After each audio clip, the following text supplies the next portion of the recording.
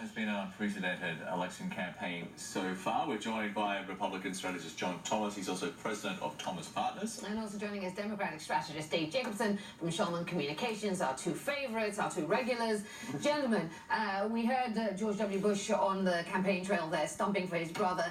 It's easy to see why you'd go for him and bring him out because, you know, South Carolina has been good to the Bushes. But in an election year that is all anti-establishment, I mean, how wise is it to bring him out and, you know, put him front and center? Well, he needed something to invigorate his campaign, to make the difference. And in South Carolina, the Bushes and George W. is very popular. I think you're going to see a shift after South Carolina that George W. will start disappearing again. And it's an interesting gauntlet that Jeb has to walk because just like he avoided the Bush tag in his logo, it may work in certain places, but at the end of the day, it probably hurts more than it helps with this electorate if he's going to consolidate the base. This shows just how desperate Jeb Bush is right now to have some kind of success, because where number 4 isn't going to cut it. Well, let's also not forget that Jeb spent and his super PAC spent over $40 million in New Hampshire for not an incredibly great showing.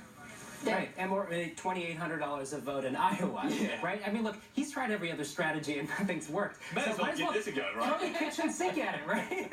I mean, it makes sense. So, I mean, this in South Carolina also, you know, George Bush was sort of the comeback kid in that state, right? This was, he won in 2000, shortly after John McCain won in New Hampshire. It sort of propelled him to the Republican nomination in 2000. So it's a good strategy, I think, on Jeb's part. It seems interesting to me that as Donald Trump is being forced to defend his conservative credentials, he goes about taking on GOP orthodoxy by challenging the record of George W. Bush and his record on safety and 9/11 and the Iraq War. I mean, what do you make of that? And in a way, I think you have to step back from the individual issues and look at it in a broader perspective that he's challenging the establishment and establishment ideas. He's saying, we're not going about it the right way, the establishment's wrong, I'm going to do a better job. And I think because of that, he's smart in what he's doing. Now, we'll see how it resonates in South Carolina. Well, the other thing, real quick, I think this sort of underscores the fact that Donald Trump is really the ultimate politician. This is a guy who's willing to do or say anything to generate headlines, and he's having tremendous success.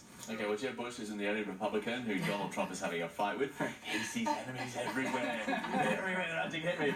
He's also trading arms with Ted Cruz. I haven't been doing this long. I've been in it since June 16th. But I will tell you, I have never, ever met a person that lies more than Ted Cruz. Truth matters. And we are not in grade school where you just get to say liar, liar, pants on fire and not respond to the subject.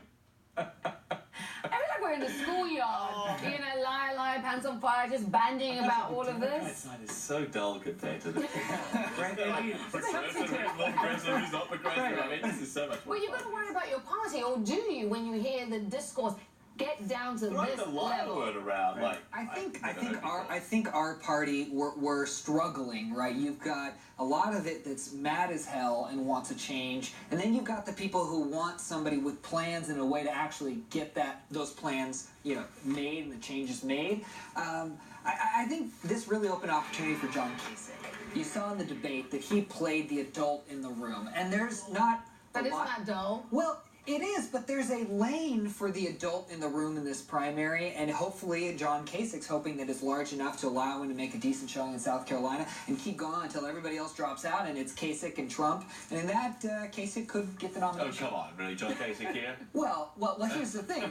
The argument is Donald Trump reaches his ceiling at the mid-30s, and then Kasich consolidates. Look, it's a hard go for Kasich. I think he's running for VP, if I'm being honest. Okay. Is there the money to keep going? No. Yeah, it's going to be tough. Right. I think his goal is to stay in until Iowa and hopefully have a good showing, hopefully win there, and that'll sort of make an argument for himself to be a VP pick, because no Republicans won the White House without winning Iowa in a general election. But look, we have the situation with the Republicans that they're tearing each other apart in this Republican primary. Like I think we'd all agree we've never seen before. Right. And then I guess from a Democrat point of view, do you just sit back and say, Have at it. go at it, boys. Yeah. Let us know when you're done. Right, we're the party of ideas in this election. Right? We're having like a legitimate. I mean, we can debate about what kind of ideas and social Ideas, but regardless of their ideas, I mean, we are hearing ideas and policies. And we're hearing ideas on our side of the aisle as well. But they're being drowned out by, you're a liar, liar, pants on fire, and he's the worst person I've ever met, he's done a job, he's crazy. Unstable. The other stuff may be there, but we're not hearing it. Right, and we're on your side of the aisle, Dave. We're hearing about let's be more like Europe. Let's raise our taxes. Obamacare didn't go farther enough, which is unpopular with America. So we can argue about what kind of ideas are flowing around, but you guys are enjoying it. I'm sure. Well, see, we are going to have a little bit more on the Democratic side of the campaign because the Democratic candidate Hillary Clinton, she's trying to stop Bernie Sanders, his momentum before the voting begins in Nevada's Democratic caucuses later this week. CNN's Brianna Keeler. We have these guys back in a minute, don't worry about that. Yes, they're staying here. Brianna Keeler has more on how Secretary Clinton is now going after Bernie Sanders. I am not